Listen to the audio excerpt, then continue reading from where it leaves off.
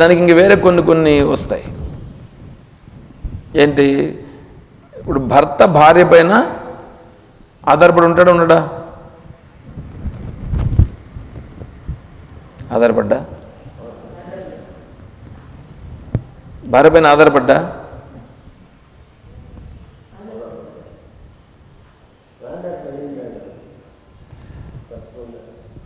మీరేం చెప్పట్లేదే మరి. అంటే భార్య లేని వాళ్ళకి తెలుస్తుందండి, భార్య లేని వాళ్ళకి తెలుస్తుంది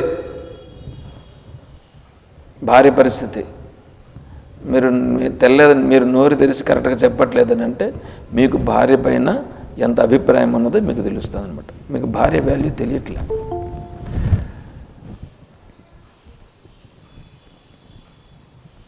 భార్య భర్త ఒకరికొకరు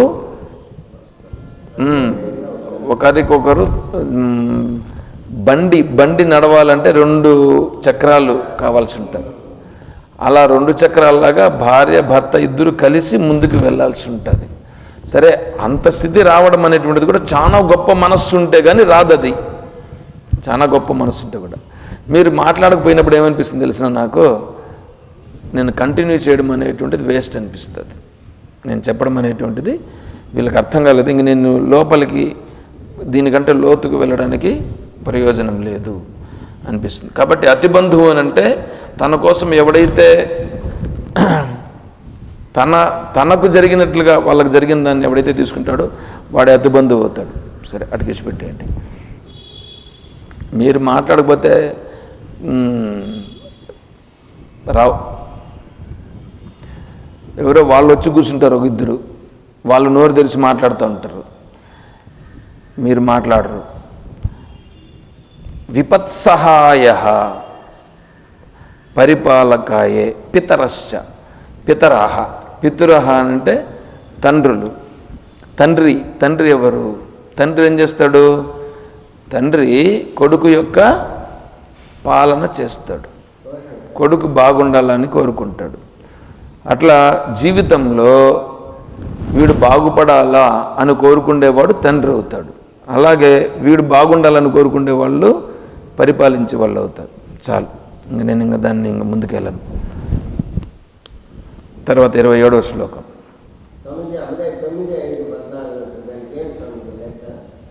అదేమో తెలియదు. రామాయణంలో 9 సంవత్సరాలు 5 సంవత్సరాలు రెండింటిని కోరింది ఆవిడ.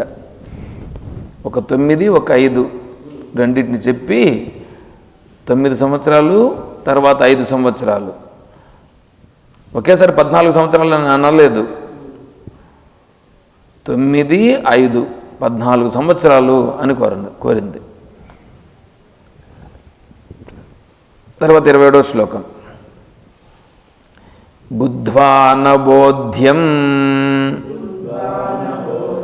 పరిశిష్యతే కిం శివప్రసాదం సుఖబోధరూపం.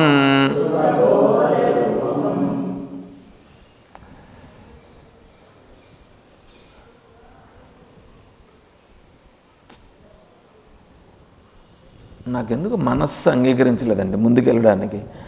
అక్కడ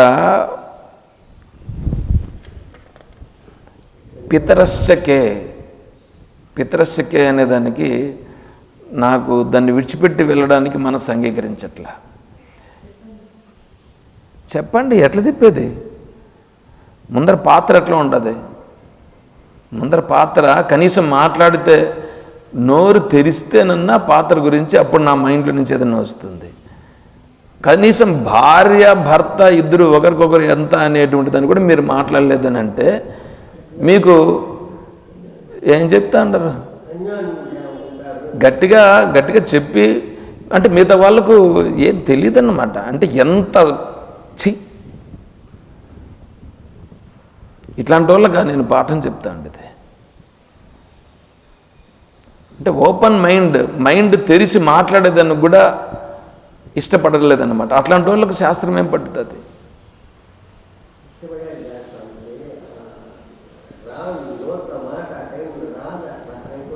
రావాలప్ప, ఆలోచించండి. అందుకే చెప్తా ఉండేది.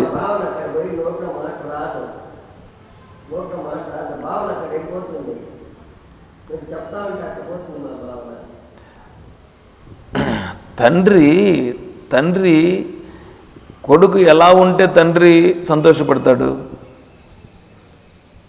చెప్పండి?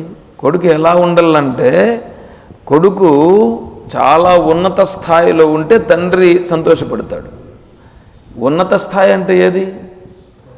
ఉన్నత స్థాయి అంటే అటువంటి ఉన్నత స్థాయి రావాలంటే అన్నింటికంటే ఉన్నతమైనది ఏమిటి? అన్నింటికంటే ఉన్నతమైనటువంటిది మోక్షమును పొందుట. మోక్షమును పొందితే వాళ్ళ తండ్రులు కూడా ఆ మార్గానికి వెళ్ళేదానికి అవకాశం ఉంటుంది. ఆ వంశంలో పుడితే చాలని అన్నారు. వశిష్ఠ మహర్షిని బ్రహ్మదేవుడు, నువ్వు ఈ కర్మ కార్యక్రమానికి పురోహితుడిగా ఉండవయ్యా అని అన్నాడు. నేను ఉండను అన్నాడు. నాకు అవసరం లేదు నేను బ్రహ్మజ్ఞానంలోనే స్థిరంగా ఉంటానన్నాడు.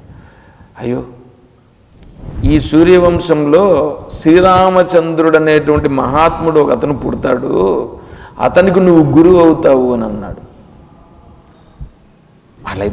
అలా అయితే నేను చేస్తాను. చూడండి, అంటే ఏంటి? వశిష్ఠ మహర్షి అనేటువంటి పేరు ఎలా పైకి వచ్చింది?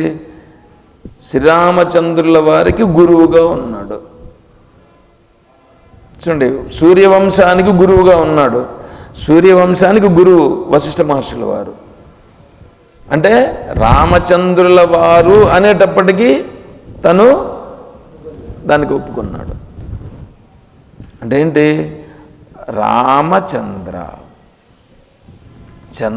చంద్రుని చూసి ఎవడైనా ఇబ్బంది పడేవాడున్నాడా? చంద్రుణ్ణి చూసి చిన్న పిల్లవాడు కూడా సంతోషపడతాడు, పెద్దలు ఇంకా బాగా సంతోషపడతారు. అట్లా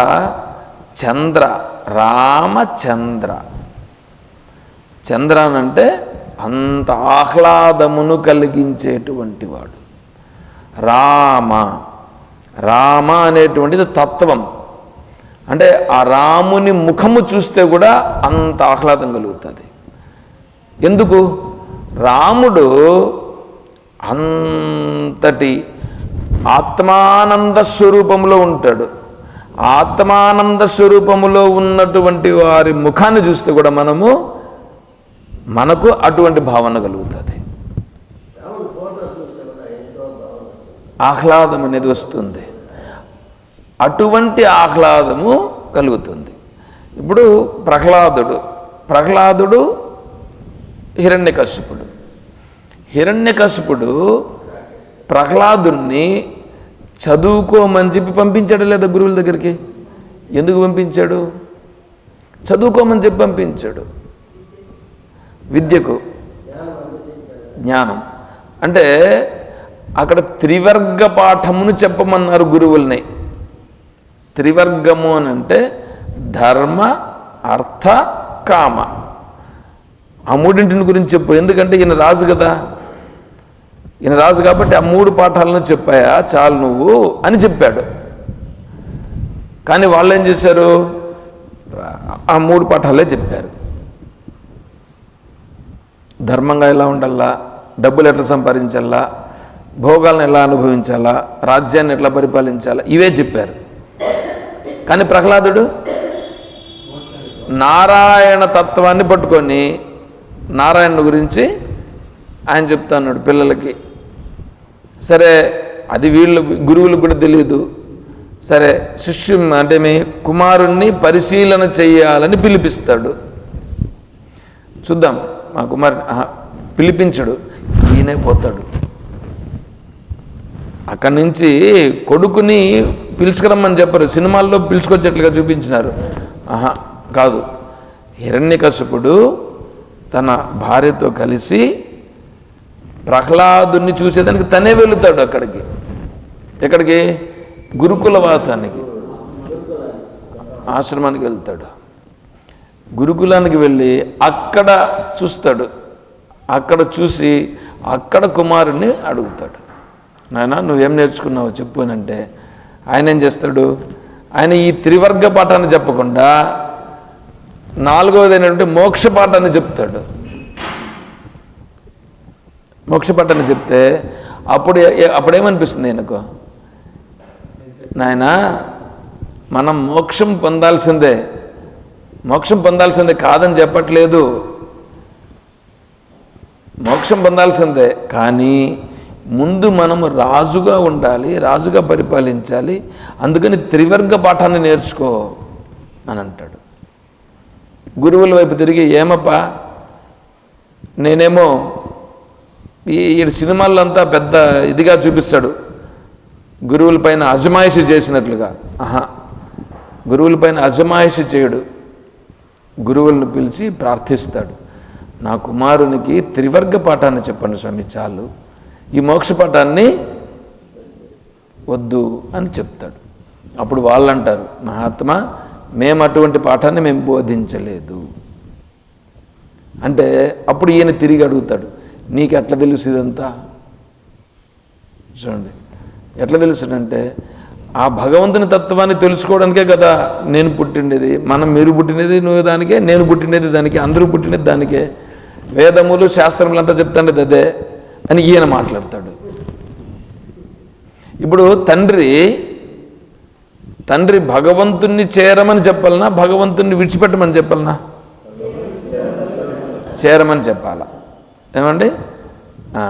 భగవంతుణ్ణి చేరమని చెప్పాడు తండ్రి, హరిచేరమనేది తండ్రి, అంతేనా?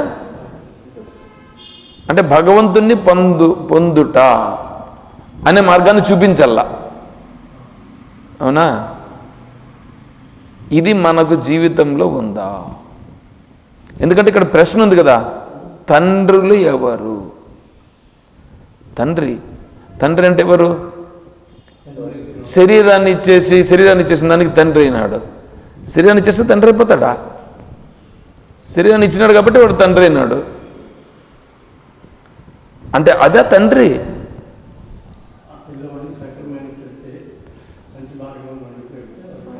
కదా. అంటే ఆత్మతత్వ మార్గంలో ప్రయాణము చేపిస్తే తండ్రి అవుతాడు. అలా కాకపోతే ఏడేమవుతాడు? తండ్రి అవుతాడా, శత్రువు అవుతాడా? వీడు సంసారంలో పెంచినాడు లేదా, సంసారంలో తోసినాడనంటే వీడికి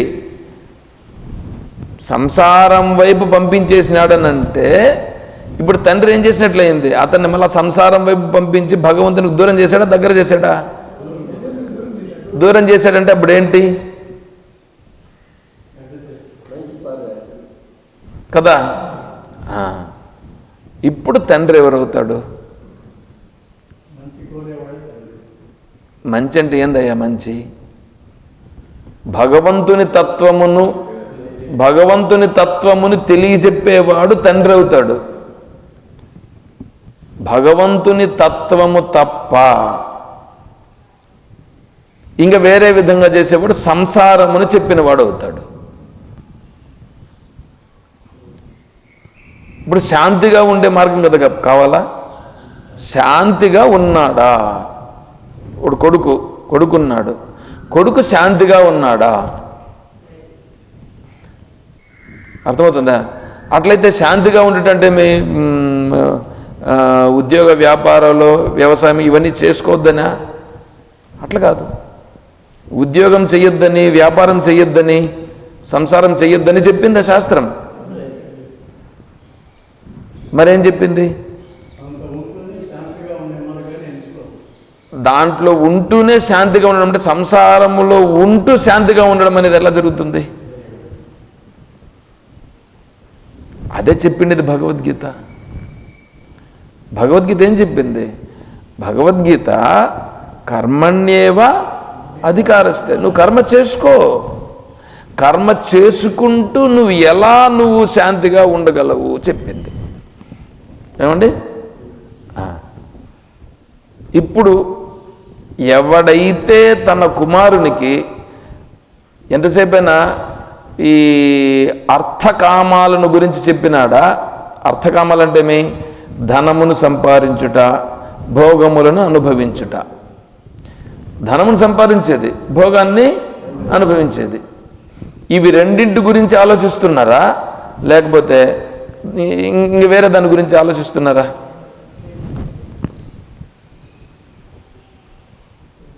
కొడుకులు అట్లా ఉంటే వీడు సంతోషపడతాడా, లేకపోతే ధర్మంగా ఉంటే సంతోషపడతాడా? ఎట్లా ఉండాలి? పోనీ వానికి చెప్పగలగాలి నాయన, ఇప్పటికిప్పుడు చెప్పేది కాదు, కనీసం ఇప్పుడైనా చెప్పగలగాలి, ఎందుకంటే ధర్మం అనేటువంటిది ధర్మో రక్షతి రక్ష, తస్మాత్ ధర్మం నత్యజామి మానో ధర్మో హతో వదీత్ ఉందిగా. ధర్మ ఏవ హతో హంతి, ధర్మో రక్షతి రక్షిత, తస్మాత్ ధర్మం నత్యజామి మానో ధర్మ హతో వదీత్. కాబట్టి ఇప్పుడు ధర్మార్థాలు అంటే అర్థకామాలు ఉన్నాయే. అర్థం అంటే డబ్బులు సంపాదించుట, కామం అంటే భోగాలు అనుభవించుట. బాగా డబ్బులు సంపాదించి మంచి మిద్దెలు మేడలు అన్నీ కట్టేసేసి దాంట్లో కావాల్సినట్లుగా అన్నింటికి ఇప్పుడు ఏంటంటే స్నానం చేయించేది కూడా రోబోట్సే, బట్టలు వేసేది కూడా రోబోట్సే, షూ వేసేది కూడా చివరికి రోబోట్సే. చివరికి రూమ్లో నుంచి నువ్వు బయట రావాలంటే కూడా జస్ట్ కుర్చీలో కూర్చుంటే చాలు, ఆ కుర్చీని తీసుకొచ్చి నిన్ను కారు వరకు దింపేస్తుంది. ఆ కారులో కూర్చున్న తర్వాత కారును కూడా ఇప్పుడు నడిపే పని లేదు, డ్రైవర్ కూడా అక్కర్లేదు, దాన్ని సెట్ చేసి ఇచ్చిపెట్టేస్తే కారు తీసుకెళ్తుంది. ఇవంతా భోగాలు కాదు. ఇప్పుడు ఇలా ఉంటే నువ్వు సంతోషపడతావా, లేకపోతే ధర్మంగా ఉంటే సంతోషపడతావా? ధర్మంగా ఉంటే ఇప్పుడు మనం ధర్మం యొక్క గొప్పతనాన్ని కుమారులకు అందించినామా? చూసుకోవాలి. ఇప్పుడు వాడు డబ్బులు సంపాదించి భోగాలు బాగా అనుభవిస్తూ వాడి దగ్గర మనం కూడా ఉంటే నా కొడుకు ఏమి సంపాదించినాడు చూడు, ఎంత ఇదిగా ఉందో చూడు, ఇలా సంతోషపడతాడా? లేదా వాడు ఏమొచ్చినా ఏమి జరిగినా నేను ధర్మం కోసం మాత్రమే ఉన్నాను, ధర్మాన్ని పాటిస్తాను, అట్లనేది డబ్బులను భోగాలను విడిచిపెట్టలేదు. ధర్మావిరుద్ధో భూతేషు కామోస్మి భరతర్షభ, ధర్మానికి విరుద్ధము కానటువంటి అర్థకామాలను అనుభవిస్తూ ఉంటాడు. అర్థాన్ని కామాన్ని విడిచిపెట్టేమని చెప్పింది శాస్త్రం, చెప్పలేదు. ధర్మానికి విరుద్ధము కానటువంటి అర్థకామాలను అనుభవిస్తాడు. అప్పుడేమవుతుంది? అది మోక్షానికి దారి తీస్తుంది. వాడు కొడుకు చూడలేదనంటే, కొడుకు చూడాలంటే వాడికి ధర్మార్థ కామాల గురించి ఎప్పుడైనా మనం చెప్పినామా? ఎంతసేపు అయినా వాడి వ్యవహారాల్లో చూపించి వాడిలాగా ఉండి వాడిని ప్రపంచం వైపంతా చూపించి, ఏమిరా నువ్వు వేరే వాడు చూడు, వాడు ఎట్లా ఉన్నాడు చూడు, వాడు ఏం సంపాదించినాడో చూడు అని మనం వాని చూపిస్తూ వానితో కంపారిజన్ చేస్తూ ఎంతసేపు మనం చేసేదాని వలన ఇప్పుడు వాని దృష్టి కూడా ఏం ఏర్పడుతుంది? ప్రపంచంలో నేను ఎలా ఉండాలా అనేటువంటి భావన ఏర్పడుతుందే కానీ ప్రపంచంలో ఏ విధంగా ధన భోగములను అనుభవించాలని ఏర్పడుతుందే కానీ ధర్మంగా ఎలా ఉండాలి అనేటువంటిది ఏర్పడుతుందా? ఏర్పడదు. మనం అందించినామా చూసుకోవాలి. అలా అందిస్తే అప్పుడు నిజమైన తండ్రి అవుతాం మనం. ఇలా అందించగలిగేటువంటి వాడు గురువు. గురువు ఏం చేస్తాడు? ఉపదేశం చేస్తాడు. ఏం ఉపదేశం చేస్తాడు? దేన్ని ఉపదేశం చేస్తాడు? ధర్మాన్ని చెప్తాడు, అర్థాన్ని చెప్తాడు, కామాన్ని చెప్తాడు, మోక్షాన్ని కూడా చెప్తాడు. దేనిని ఎక్కడెక్కడ ఎలా ఎంతవరకు దాన్ని తీసుకోవాలో దాన్ని చెప్తాడు. ఇప్పుడు నిజమైన తండ్రి ఎవరు? గురువు తప్ప వేరే తండ్రి లేడు.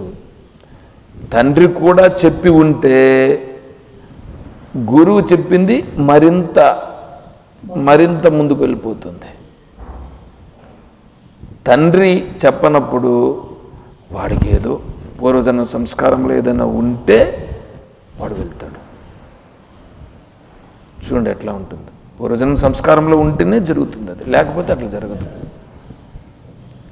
అదే తండ్రి కూడా సపోర్ట్ చేశాడు అనుకో, అప్పుడేమవుతుంది?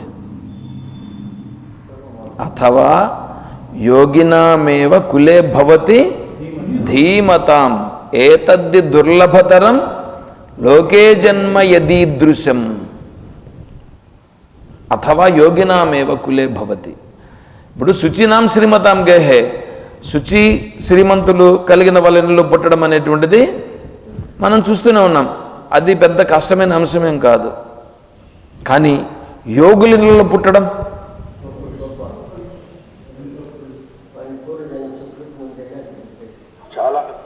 చాలా కష్టం. ఇప్పుడు ఆచార్యుల వారిని, ఇప్పుడు పరమాచార్య స్వాముల వారిని, అదేవిధంగానే మహర్షద్గురు మలయాళ స్వాముల వారిని వచ్చి వేరే వాళ్ళు సంసారులుగా ఉండేటప్పుడు వాళ్ళు వచ్చి వాళ్ళని అడిగినప్పుడు, స్వామి మీకు ఏదైనా మేము సేవ చేయాలని ఉన్నది అని అడిగారు. సేవ చేయాలని ఉంది అంటే అప్పుడు ఈ ఆచార్యులు చెప్పిన మాట ఏంటంటే, నువ్వు మాకేం సేవ చేయాల్సిన పనిలా, నువ్వేందు మాకు సేవ చేసేది? నీకెంతమంది పిల్లలు? ఒక పిల్లవాడిని ఈ మార్గంలో పంపించగలవా? ఒక పిల్లవాడిని ఈ మార్గంలో పంపిస్తే నువ్వు ఎవరికి సేవ చేసినట్లు? గురువుకి సేవ చేసినట్లా? గురువుకి ఏం వీడు సేవ చేసినదంతా గురువుకి ఏమైనా అవసరమా?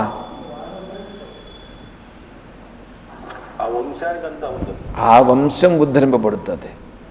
ఆ వంశం గురువుకి ఏం ప్రయోజనం?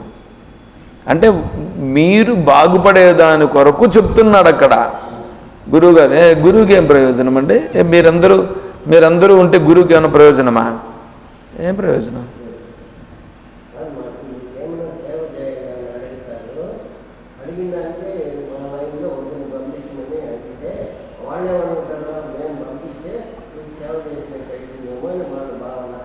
కానీ ఇప్పుడు ఆలోచన చెయ్యి.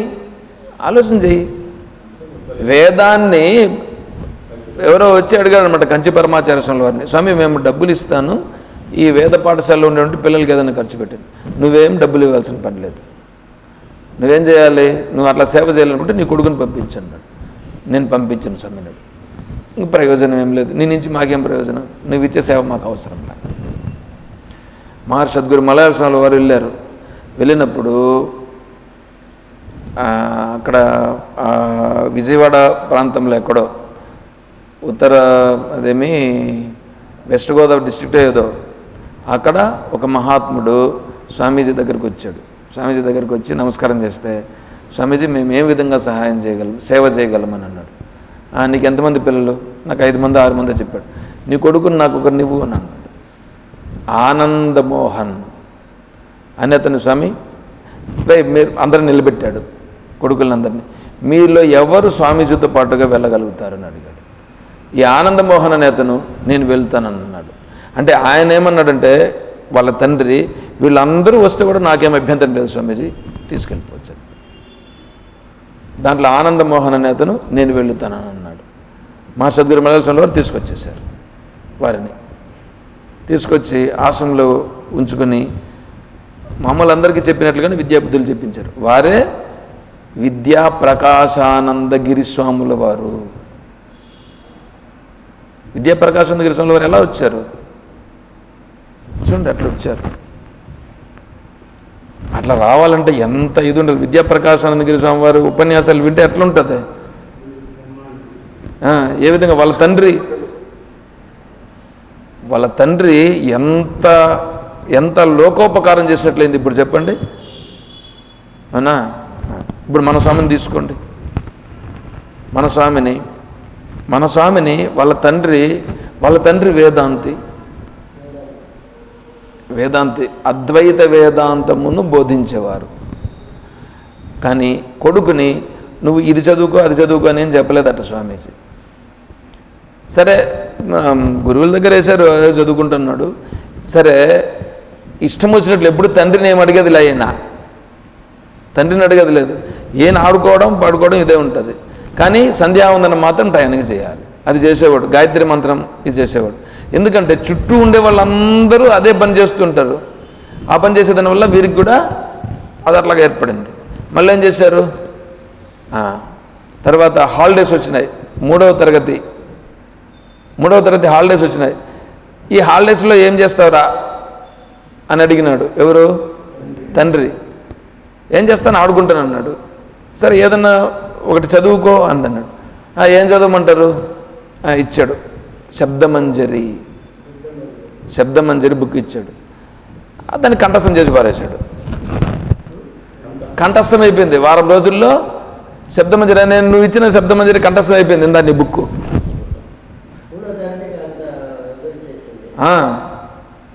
హాలిడేస్లో నేను చెప్పించింది ఏమిలా, ఊరికే ఒకసారి చెప్పించాడు, రామనామాన్ని చెప్పించుంటాడు. అటుకైపోయింది.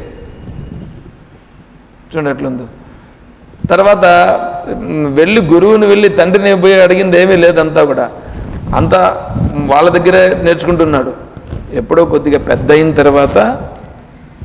తర్వాత అప్పుడు అద్వైత వేదాంతం కోసం అప్పుడు తండ్రిని అడిగాడు. అప్పుడు అడిగితే రానైనా కూర్చో అని చెప్పి భగవద్గీత భాష్యము, శంకర భాష్యాన్ని వారి తండ్రి గారు స్వామికి బోధించారట. ఇది ఎవరికి లభిస్తుందండి? తండ్రి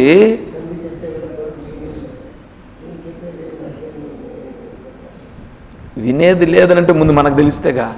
నేను ఇంతసేపు చెప్పాను కదా, తండ్రిగా ఉన్నామా, తండ్రిగా చేస్తున్నామా, అది తెలుసుకోవాలా. మరి ఇప్పుడు ఇక్కడ ఆశ్రమం పెట్టారు, ఆశ్రమం పెట్టినప్పుడు తెలుసుకోవాలిగా. దీన్ని మీరే ఆలోచన చేసుకోండి. మీరు తండ్రిలో ఉన్నా కదా, తండ్రియే. నేను నిజమైన తండ్రినా? ఏమంటే మిమ్మల్ని నేనేమో అనట్లేదు. ఇందులో కొంత ప్రశ్న ఉందిగా, ఇందులో ప్రశ్న ఉందిగా. పితరశ్చకే, తండ్రి ఎవరు? పితరశ్చ అంటే తండ్రులు అన్నాడు. తండ్రులు ఎవరిని ఒకడుంటారు కానీ ఇద్దరు ముగ్గురు ఉంటారు తండ్రులు. అంటే జన్మనిచ్చిన తండ్రి శరీరాన్ని మాత్రమే ఇచ్చాడు అంతే.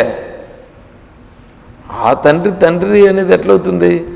జన్మనిచ్చి నీ మోక్ష మార్గాన్ని చూపిస్తే అతను తండ్రి అవుతాడు. ఆ తర్వాత గురువు తండ్రి అవుతాడు. కాబట్టి నిజమైన తండ్రి విముక్తి మార్గములో ప్రయాణం చేసేటట్లుగా నిన్ను మార్గదర్శనం చేసేటువంటి వాడు నిజమైన తండ్రి. కాబట్టి మన జీవితంలో మనం ఏమిస్తున్నాము, ఏమి ఇవ్వడం లేదనేటువంటిది కూడా గమనించి ఆ మార్గాన్ని మీరు కొద్దిగా ఆచార్యుల వారు చెప్తాండి. ఇది ఏమిటి ఇదంతా? దీన్ని మనం చూసుకోవాలని వద్దా? ఇప్పుడు సినిమాను చూస్తామండి, సినిమాను చూసి దాన్ని ఎంజాయ్మెంట్ చేసి వచ్చేస్తాం. ఇది కూడా ఎంజాయ్మెంట్ చేసి వెళ్ళిపోయేదా?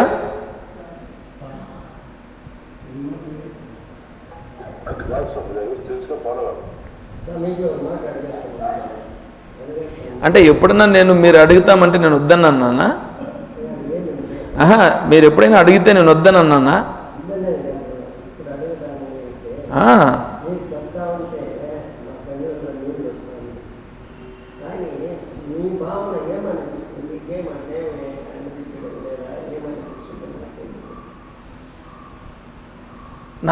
ఇప్పుడు నేను చెప్తా ఉన్నాను కదా,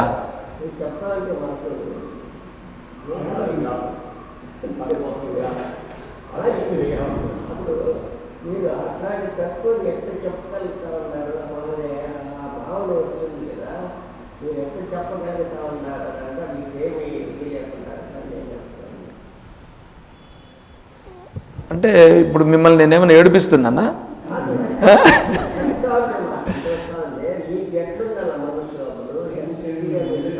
నేను ఏడిపిస్తున్నానని అందుకు అడుగుతా ఉండేది. ఎందుకు కళ్ళల్లో నీళ్ళు వస్తున్నాయి? కళ్ళల్లో నీళ్ళు ఎందుకు వస్తున్నాయి అని అడుగుతున్నా.